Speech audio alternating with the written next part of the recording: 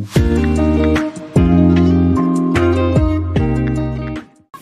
sudah, ini panggilan kamu atau panggilan bapakmu begitu? Kita menangis tidak untuk larut dalam derita, tapi menegaskan kita pernah dicinta.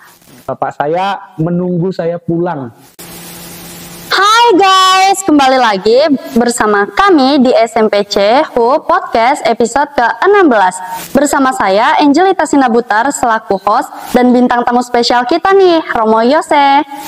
Halo. Nah, katanya kalau nggak kenal maka tak sayang, maka biar sayang kita harus kenalan dulu nih.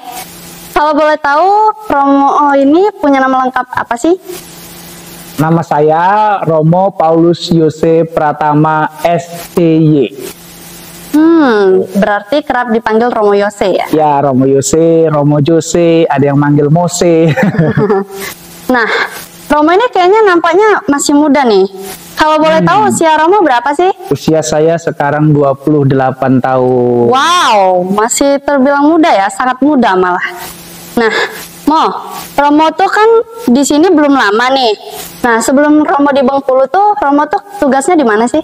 Saya sebelum di Bengkulu itu menjalani masa diakonat di Jakarta Timur di Paroki Bidara Cina. Pernah ke sana? Belum sih, tapi pengen. Nah, Romo ditahbiskan itu kapan sih, Saya ditahbiskan pada tanggal 25 September 2024 yang lalu. Jadi belum lama ya, baru 5 bulan ya berarti ya, masih anak bawang nih. Oh iya, aku tadi lupa nih mau nanya Romo asalnya dari mana? Romo asalnya dari mana sih? Saya asalnya dari Metro Lampung. Pernah ke sana? Belum, tapi almarhum mama pernah ke sana ziarah ke Laverna. Oh ya, agak jauh-jauh lah dari Laverna. Jaraknya ya sekitar 1,5 jam, 2 jam gitu dari Laverna. Oke. Kalau boleh tahu, Romo punya keinginan jadi seorang imam itu dari usia berapa sih? Saya punya keinginan jadi imam dari usia berapa ya? Seingat saya itu mau jadi Romo itu pada masa SMP. Ada pengalaman sih waktu di masa SMP itu, saya melihat ada seorang imam SCY yang berkarya di Filipina. Dia itu misionaris. Lalu ketika pulang ke kampung halaman di Metro itu selalu banyak tamu di rumahnya gitu kan. Nah, saya menyediakan kopi lah untuk tamu-tamu itu. Rasanya senang sekali menjadi imam itu ketika liburan kok dikunjungi banyak orang begitu kan. Terus habis menyediakan kopi, saya ditunjukkan sebuah foto ketika dia melayani misi di Filipina itu. Dia pakai pakaian tentara, bawa senjata, terus didampingi 2 tentara. Menurut saya keren banget itu.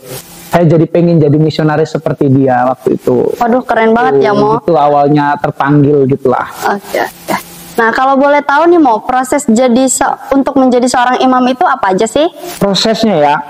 Pertama masuk ke seminari, yang jelas seminari menengah itu setara SMA ya. Saya waktu itu sekolah di seminari menengah Santo Paulus Palembang. Nah, itu pendidikannya selama 4 tahun di sana. Setelah masuk seminari Palembang, saya milih PSCY, maka saya menjalani masa postulan dan novisiat di Kongregasi Imam-Imam Hati Kudus Yesus di Lampung, di Gisting, di lereng Gunung Tanggamus. Tempatnya sejuk, enak, dingin, banyak buah di sana. Pokoknya menyenangkan. Jadi di sana 2 tahun. Tahun pertama tahun postulan, tekanan pendidikannya itu di kepribadian, maka kami mengolah pengalaman kepribadian, pengalaman luka batin. Kalau misalnya ada luka batin gitu diolah di situ gitu kan, dengan keluarga, dengan orang tua diolah di tahun pertama itu. Lalu tahun keduanya adalah tahun novisiat.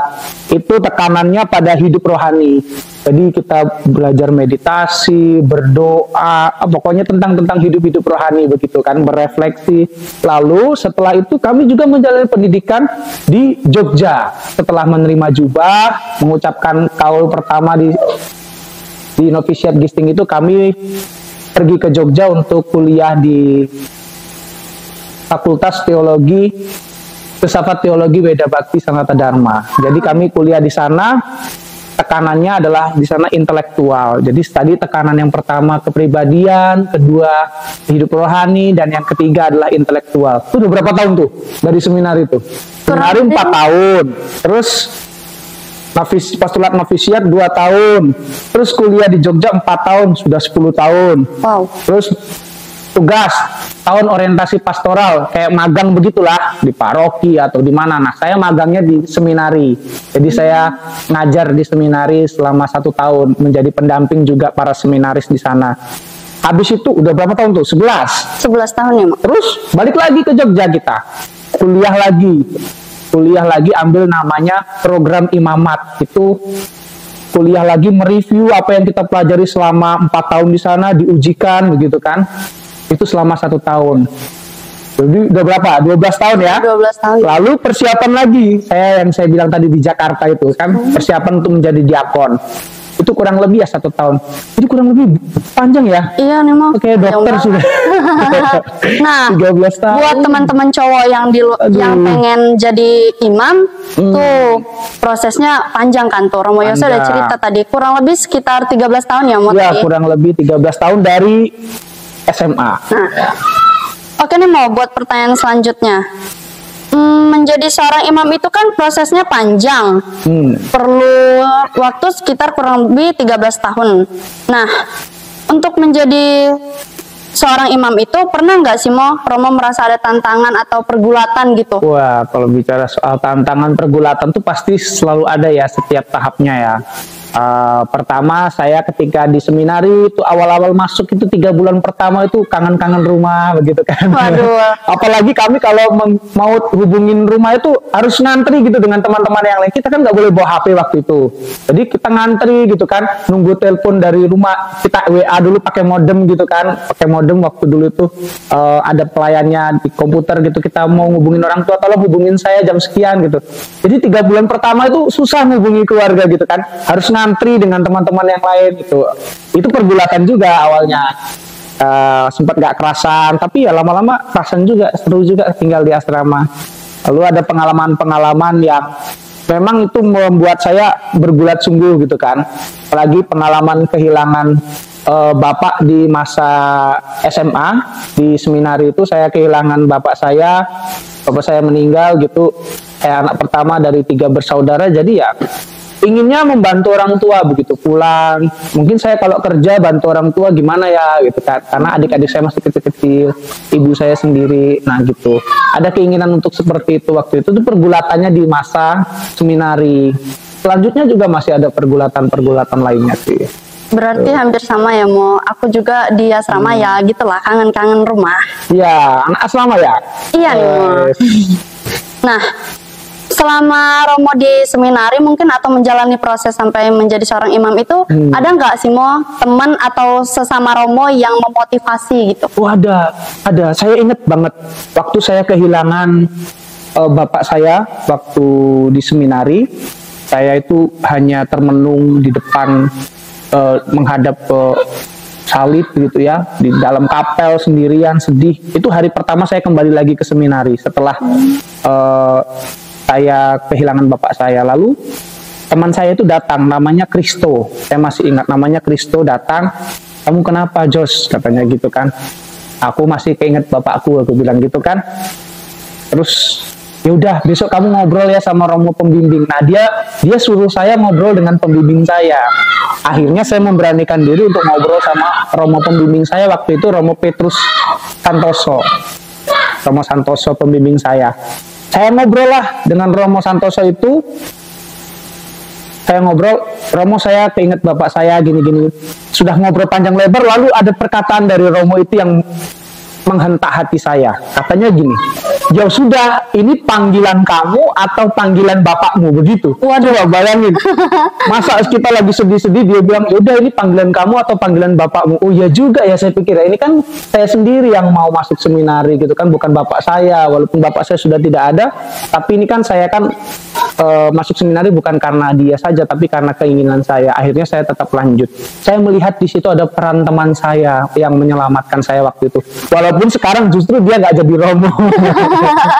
Karena dari 41 anak di seminari itu, yang jadi Romo hanya saya sendiri.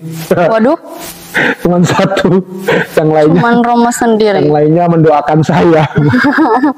Begitu. Nah, awal mula Romo menyampaikan keinginan menjadi seorang imam nih ke orang tuanya Romo tuh apa langsung diizinkan atau gimana nih Mo? Boleh dong cerita sedikit. Ya, orang tua sangat mendukung, cuman mereka juga mengkhawatirkan kadangkala kalau nggak betah, apalagi ibu saya itu, kalau nggak betah pulang aja nih.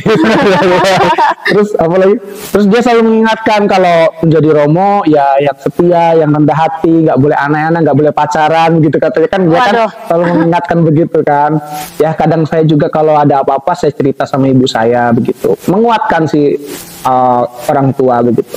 Bahkan ada momen tertentu yang saya tulis juga di dalam buku saya, bapak saya menunggu saya pulang sampai jam 2 pagi, dia tunggu di depan rumah, walaupun bapak saya waktu itu masih sakit, tunggu saya pulang liburan gitu kan. Pokoknya momen yang luar biasa. Kamu kalau liburan kan ditunggu kan pulang ke rumah kan, dimasaki masakan yang enak gitu kan. Ini jam 2 pagi loh sampai tunggu di depan rumah lagi sakit. Itu momen yang luar biasa, bentuk dukungan dari orang tua itu. Oke. Oh iya nih Mo, kalau nggak salah dengar kemarin itu pas SMP Sin Carolus mengadakan aksi panggilan, itu Romo ada cerita waktu Romo di Jogja nih ya, katanya Romo di situ pas dapat kabar kalau ayahnya Romo tuh meninggal. Ibu. Oh ibu. Nah kalau yang di Palembang ayah bapak gitu, kalau di Jogja ibu gitu. Nah itu pergulatannya gimana sih Mo yang Romo rasain, sedangkan di sisi lain juga adik-adik Romo masih kecil dan masih bersekolah. Iya, waktu itu saya masih ingat lagi studi bersama. Jadi tanggal berapa ya, waktu itu tanggal 25 Januari 2018 saya dipanggil oleh Romo rektor saya, namanya Romo Vin. Jadi dia panggil saya, Jose, mana KTP-mu? Saya kaget kok tiba-tiba dimintain KTP, kata saya gitu kan. Ada Romo di kamar gitu kan. Udah, kami ke kamar lah. Berdua sama Romo itu. Ini Romo KTP-nya. Lalu Romo itu bercerita, Jose, maaf ya, dia sambil peluk saya. Jadi terharu nih. Wah, jadi terharu lagi, jadi keingat momen itu. Dia sambil peluk saya, lalu dia mengatakan demikian, maaf ya Yose, karena sebenarnya saya mau minta kamu pulang pada bulan Desember. Itu kan disampaikan Januari 2018. Dia mau menyuruh saya pulang liburan tuh Desember 2017 karena kebetulan Romo Vin itu asistensi atau pelayanan misa di Metro waktu itu, dan dia mengunjungi ibu saya.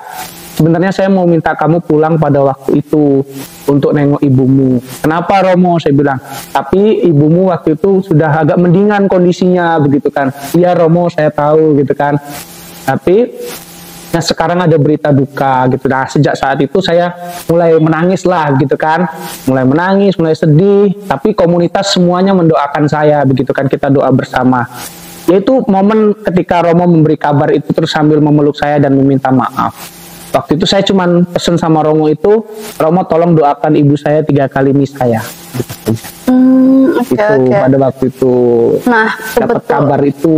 Kebetulan juga nih kan Mo, aku juga waktu kelas 7 juga mengalami hal yang sama. Oh ya? Pas di sekolah itu lagi jam pelajaran nih, jam pelajaran IPA baru masuk setelah istirahat, aku dapat kabar kalau mama aku masuk rumah sakit dan kritis. Nah ternyata pas aku pulang itu kan ditemani sama suster. Nah aku di situ berharapnya itu tuh di jalan itu berharap kalau masih bisa ngobrol nih kan, kayak sekilas kayak cerita-cerita. Ternyata pas nyampe di rumah sakit, ternyata nengoknya udah nggak bisa diajak ngobrol lagi. Di situ udah ketemu papa sama tante yang lain juga. Nah, ternyata besoknya mama udah nggak ada. Oh, jadi kamu sempat nemenin mamamu ya? Iya, semalam. Wah, beruntung sekali kamu. Kalau saya benar-benar dua-duanya, bapak saya maupun ibu saya juga saya nggak bisa mendampingi sampai akhir gitu, sampai ngobrol, nemenin gitu, nggak bisa gitu.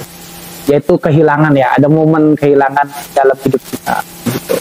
Nah makanya kan mau semenjak saat itu setiap aku dengar kabar di rumah tuh ada yang sakit, pasti itu pikirannya langsung kemana-mana.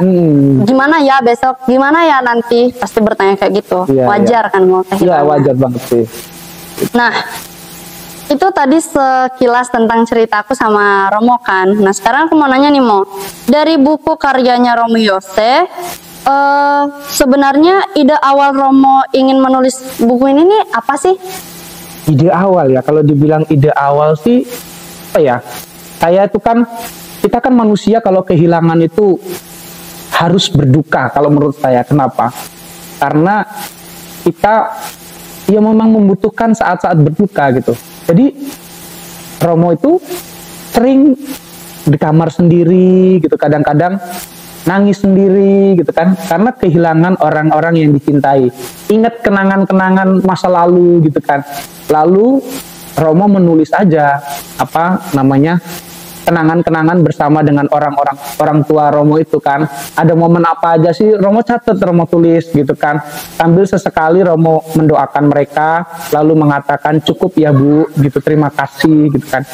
Nah dari situlah, karena saking banyaknya momen indah bersama dengan orang tua ya, jadi saya berusaha untuk menulis aja supaya momen itu tidak hilang dalam hidup saya. Kenapa saya menulis ini juga? Karena saya melihat adik-adik saya. Adik-adik saya itu masih kecil-kecil, apalagi yang bungsu, perempuan. Mau cerita dengan siapa mereka gitu kan, tentang kedukaan mereka. Mereka mungkin nggak tahu gitu kan mau cerita dengan siapa. Mungkin sungkan juga cerita dengan saya gitu kan. Kamu kalau misalnya lagi sedih kan mungkin sungkan juga ya cerita sama kamu anak pertama ya? Aku anak tunggal ya. Nah, apalagi anak tunggal tuh bingung kan mau cerita dengan siapa kalau sedih gimana? Mungkin dengan papamu gitu kan. Kalau adik saya yang paling bungsu mungkin juga sungkan. Maka saya mencoba menulis ini dengan tujuan untuk ayo loh Dek, ini saya juga berduka gitu loh. Tapi kita harus bisa memaknai kedukaan kita ini gitu kan. Makanya saya tulis judulnya itu Aku Mencium Aroma Bapak dan Ibu. Mungkin bagi orang mencium apa maksudnya gitu, aroma apa gitu kan. Bapak dan ibu saya kan, bapak saya kan pekerjaannya sebagai supir bis, ibu saya sebagai pedagang kue. Jadi ada aroma kehidupan yang saya cium dari mereka setiap kali saya ingat mereka. Nah itu loh, begitu loh.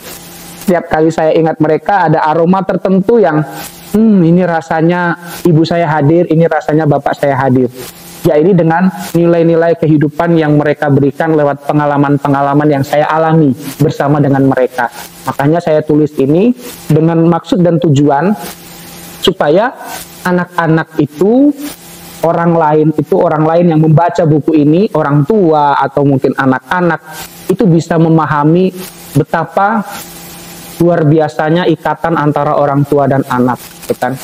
Betapa anak-anak bisa belajar dari orang tua bagaimana mereka mendidik anak-anak, dan orang tua juga bisa belajar bagaimana apa yang mereka lakukan itu ternyata berkesan loh di hati anak-anak mereka. Maupun itu pengalaman yang buruk, pengalaman yang baik, itu bisa menjadi bahan pembelajaran untuk semuanya. Itu. Oke. Aku kan udah baca nih kan Mo, bukunya Romo tuh. Terus di bagian sampul belakangnya tuh kalau nggak salah ternyata udah banyak tokoh-tokoh di Indonesia tuh yang mungkin terkenal lah ya Mo, udah mereview buku Romo. Contohnya kayak Jonathan Christie nih, pemain bulu tangkis yang dikenal jago banget ya Mo. Ya, nah, bener. Terus ada Marcelino Ferdinand, si pemain sepak bola tuh. Ya kemarin kalah tapi ya timnas 5-1. Sudah semangat kita mendukung, tapi nggak apa-apa, semangat lah. Dan Mary Riana, si content creator. Mary Riana, oke. Nah, satu lagi jangan dilupakan, ada satu lagi orang hebat juga loh. Waduh, yang namanya Agustina Sriwiyastuti nih Mo. Itu tetangga saya di depan rumah saya pas. Jadi tahu kehidupan saya. Oke. Nah, ternyata buku Romo ini juga udah direview sama salah satu alumni SMP St. Carolus nih Mo. Oh iya? Iya, dan ternyata dia sekarang menjadi seorang pastor. Nah, aku mau nanya nih Mo, Romo kenal gak sih sama Romo Jonathan Christian Munte? Oh iya. Oh itu alumni sini ya? Iya Mo. Saya baru tahu deh. Iya kenal. Nah, itu kakak kelas saya 2 tahun. Romo itu ada mereview sekilas nih, buku sederhana yang mampu mengungkapkan secara mendalam perasaan tulus dari seorang anak laki-laki yang bergulat dalam kelemahannya, sekaligus kerinduan akan sosok yang sangat dikasihi dalam keluarga. Romo Jose mampu mengungkapkan emosi tulus seorang laki-laki, entah itu kesedihan, kegembiraan, kecemasan, ketakutan, menangis, dan lain-lain. Nah, sebenarnya tuh masih ada sih Mo lanjutan komentarnya dari Romo Munte. Iya, Romo Munte manggilnya. Tapi kalau dilanjutkan takutnya episodenya nyampe 2 jam ini. Siap. Nah, pertanyaan selanjutnya nih Mo. Pesan apa sih yang ingin Romo sampaikan melalui buku ini? Ya, itu tadi.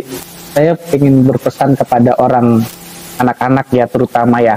Jangan sampai deh kalian itu seperti saya begitu. Kalian pasti ingin mendengar dari orang tua kalian itu, "Nak, saya bangga ya sama kamu." Kamu pengen mendengar nggak kata-kata itu? Pengen dong, Mo. Iya Pengen dong. banget. Saya sudah nggak bisa lagi mendengar kata-kata itu dari orang tua saya. Bahkan ketika saya ditahbiskan pun, saya tuh berharap orang tua saya ada di situ gitu kan. Momen keberhasilan kita. Maka sebelum momen itu tidak terjadi dalam hidupmu, ciptakanlah di mana mereka itu bahagia memilikimu sebagai anak, dan kamu juga merasa bahagia memiliki mereka sebagai orang tuamu. Hanya itu saja sih tujuan saya itu, menulis Singkat itu tapi untuk orang lain. pasti. Nah, Tuh. terakhir nih Mo, ada nggak pesan untuk teman-teman di SMP Sinkarolus yang mungkin dalam hatinya ada keinginan untuk menjadi seorang pastor di kemudian hari? Wah, ada dong. Pesan Romo cuma begini aja. Sedikit apapun, sedikit sekian persen, 0,00001% kamu punya keinginan untuk menjadi pastor, ikutilah itu.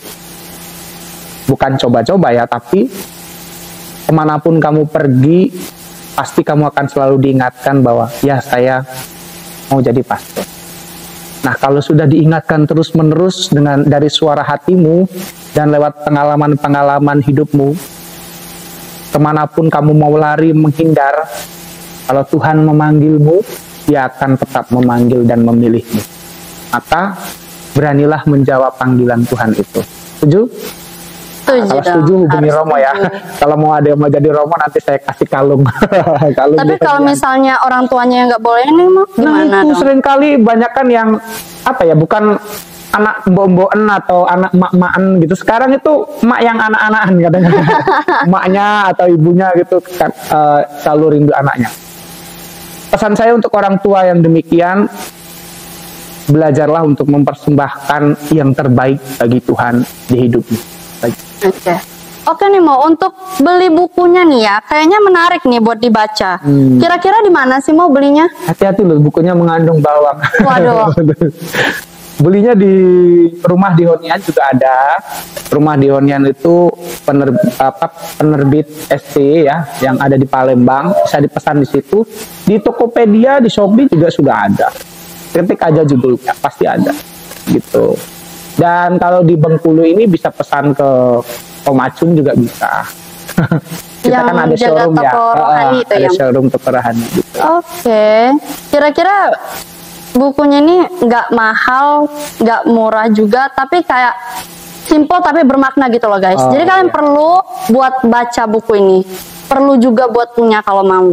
Oh ya, Nah. satu lagi. Apa tuh, Mo? Bukan berarti sombong atau gimana ya. Tapi buku ini, ketika kalian membeli buku ini, itu uangnya juga bukan buat saya. Ya, semuanya uangnya itu saya berikan ke karena ini untuk membantu penerbit di Honian STY. Tadi saya bilang Rumah di Honian itu yang pertama, yang kedua, seluruh hasil pembelian buku ini juga keuntungannya itu kita persembahkan untuk para calon imam di Skolastikat STY. Jadi untuk donasi mereka juga. Jadi harganya misalnya di situ harganya 69.000 ya. Keuntungan royalti yang saya peroleh itu saya berikan untuk mereka. Kenapa? Karena saya merasa SCY sudah mendidik saya hingga saat ini. Nah, maka kita hanya hal kecil yang bisa saya berikan untuk mereka, untuk para frater di sana. Nah, aku ada baca nih Mo di sampulnya nih. Singkat aja. Kita menangis tidak untuk larut dalam derita, tapi menegaskan kita pernah dicinta. Wow. Oke, sekian aja Mo pertanyaannya. Oke, terima kasih. Sampai jumpa di episode selanjutnya guys. Bye-bye.